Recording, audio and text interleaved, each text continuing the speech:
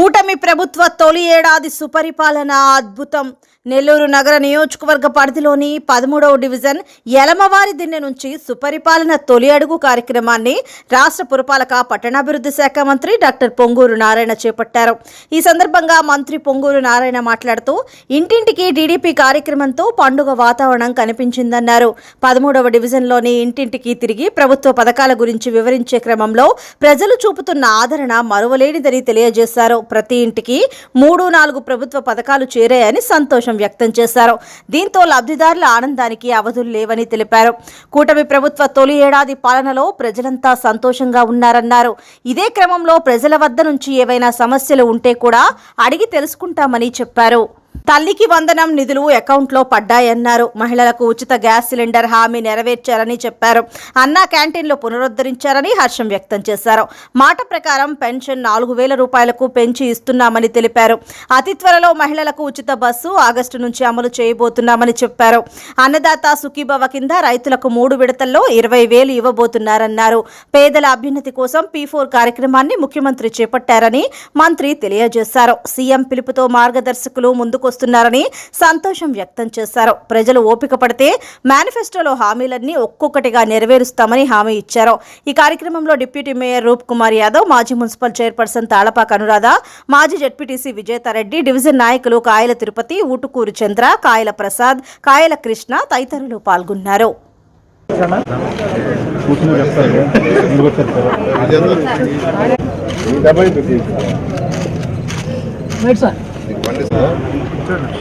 అలా ఏం ప్రాబ్లం రాలా మంచోడు అన్నా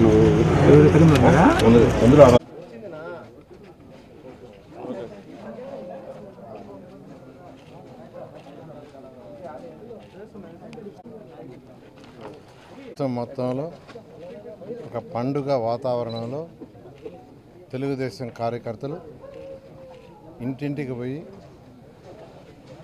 ఈ ప్రభుత్వం, ఈ ఎన్డీఏ ప్రభుత్వం ఈ ఒక్క సంవత్సరంలో ఏమేం చేస్తుందో వివరిస్తూ ఒక బ్రోచర్ ఇచ్చి వివరిస్తూ వాళ్ళ సమస్యలు ఏమన్నా ఉంటే ఆ సమస్యలు కూడా కనుక్కొని ప్రభుత్వానికి చెప్పి అవి సాల్వ్ చేసేట్టుగా చేయాలని తెలుగుదేశం పార్టీ అధినేత గౌరవనీయ ముఖ్యమంత్రి నారా చంద్రబాబు నాయుడు గారి ఆదేశంతో ఈరోజు 175 కాన్స్టిట్యున్సీలో తెలుగుదేశం కార్యకర్తలు ఇంటింటికి తిరుగుతున్నారు.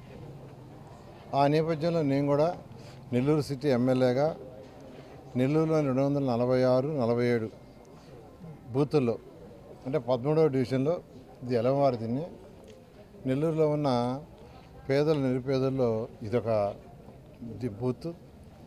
ఈ బూత్లో యాక్చువల్గా ఒక 35 ఇళ్ళ వరకు యాక్చువల్ తిరిగాను. అయితే వాళ్ళందరూ ఎంతో ఆనందంగా ఉన్నారు. ఎందుకంటే ప్రతి ఇంటిలో ఏదో ఒకటి వచ్చింది. అంటే తల్లికి వందనం కావచ్చు, లేదా గ్యాస్ సిలిండర్లు కావచ్చు, పెన్షన్స్ కావచ్చు, 3,000 నుంచి 4,000 కావచ్చు, వికలాంగుల పెన్షన్ 6,000 కావచ్చు, లేదు బెడ్ మీదే అటెండర్ సహాయంతో ఉండేవాళ్ళు ఉంటే వాళ్ళకి 15,000 కావచ్చు, కిడ్నీ సమస్యలు లాంటి ఉన్న వాళ్ళకి 10,000 కావచ్చు. సో ప్రతి ఇంటిలో ఏదో కనీసం 1, 2, 3 వచ్చినాయి. వాళ్ళ ఆనందానికి అద్దులు లేవు. అయితే చిన్నవి అంటే డ్రైనేజీలు కొద్దిగా సరిగా లేదని ఒక దగ్గర చెప్పడం జరిగింది. ఒక మెయిన్ కెనాల్ని యాక్చువల్గా దానికి రివిట్మెంట్ కట్టించమని ఒక దగ్గర అడిగారు. అదేవిధంగా ఒక దగ్గర లేఅవుట్లో రోడ్డు మాకు కంటిన్యూషన్ కావాలి, రోడ్డుని వేయించండి అంటే దాన్ని యాక్చువల్గా RDF చేసి రోడ్డు వేయాలి. ఆ విధంగా యాక్చువల్గా చిన్నవి వాళ్ళు చెప్పిన సమస్యలన్నీ చేయగలిగినవి. ఆ విధంగా ఈరోజు ప్రతి ఇంటికి పోతే వాళ్ళ యొక్క కళ్ళలో ఆనందం అంతా ఇంత లేదు. ఎందుకంటే ఈ 1 ఇయర్లో ఈ రాష్ట్రం ఎంతో ప్రశాంతంగా ఉందని వాళ్ళే చెప్తున్నారు. ప్రశాంతంగా రాష్ట్రం ఉంది. గత ప్రభుత్వం లాగా తెల్లవారు లేస్తే టీవీలో 4 గంటలకు 5 గంటలకి ఎవరింటి చుట్టూ పోలీసు వాళ్ళు 400, 500 చేరారు అనేది చూసే స్థితి లేదు. ఎందుకంటే గత ప్రభుత్వంలో తెల్లవారు 4 గంటలకే ఇళ్ళు చుట్టూ ముట్టేవాళ్ళు పోలీసు వాళ్ళు, గోడలు దూకిపోయి అరెస్ట్ చేసేవాళ్ళు. అలాంటి పరిస్థితి ఇప్పుడు టీవీలో అవపట్టలేదు. ప్రశాంతంగా ఉంది.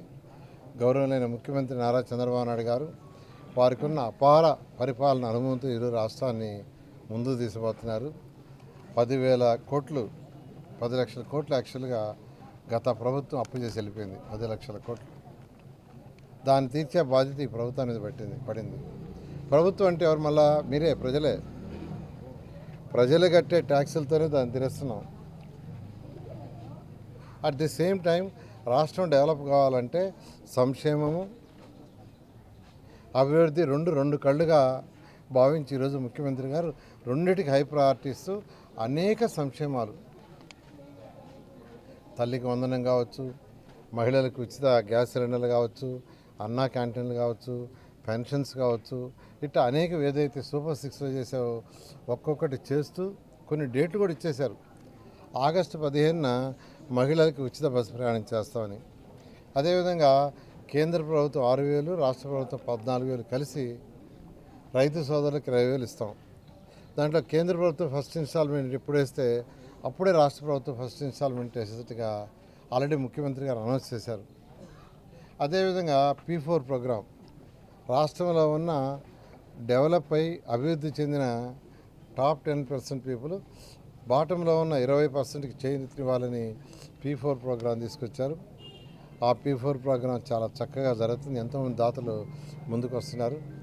ఈ విధంగా ఆర్థిక వ్యవస్థని చిన్నాభిన్నం చేసేసి వెళ్ళిపోయిన గత ముఖ్యమంత్రి అంటే ఈ ముఖ్యమంత్రి గారు, మన ముఖ్యమంత్రి గారు గౌరవనీయ నారా చంద్రబాబు నాయుడు గారు ఆర్థిక వ్యవస్థను ట్రాక్లో పెట్టుకుంటూ వచ్చారు.